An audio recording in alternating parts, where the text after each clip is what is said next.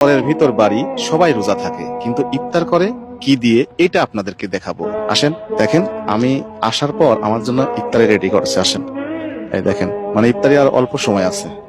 চাচা আসসালামু আলাইকুম, ভালো আছেন? আলহামদুলিল্লাহ। তো ইফতার তো আমার জন্য রেডি করে ফেলেছেন। জি জি আলহামদুলিল্লাহ। প্রতিদিন কি এই রকম ইফতারি চলে? হ্যাঁ বাবা, এরকম চলে বাবা। আমি করি এইভাবে খাই, কি করবো আর? আমি কেনাকাটা পাই না, যা দেখি আর এটি আমি আলহামদুলিল্লাহ করি। দেখছেন ইফতারি, যারা যারা ইফতারি সোয়াব করেন এই ইফতারি গুলো একটা দেখেন। অনেকেই হয়তো এই মানুষগুলোর খোঁজও নেন না বা খোঁজ নেওয়ার চেষ্টাও করেন না। আলহামদুলিল্লাহ বলেন, আল্লাহ আপনাদেরকে কত ভালো রাখছে। দেখেন এই মানুষগুলোর ইফতারি দেখেন। আজ এই দেখেন শরবত, একেবারে ফ্রেশ গুড়ের শরবত। চাচা এই যে আজকে আপনাদের সঙ্গে ইফতার করতেছি, মন খারাপ করেন না? না, খুব খুশি আমি, পাগল ভরে খুশি হয়েছে। এই আপনার সাথে ইফতার করতে। জি আলহামদুলিল্লাহ। কতদিন আগে গরুর গোশত? সেই কুরবানির মধ্যে কবে? কুরবানির মধ্যে ওটা গরিব মানুষটা জোয়ার পাই না, কি খাবো আর? এর মধ্যে আর গরুর গোশত খাওয়া হয় না? না বেটা, আর খাবো না।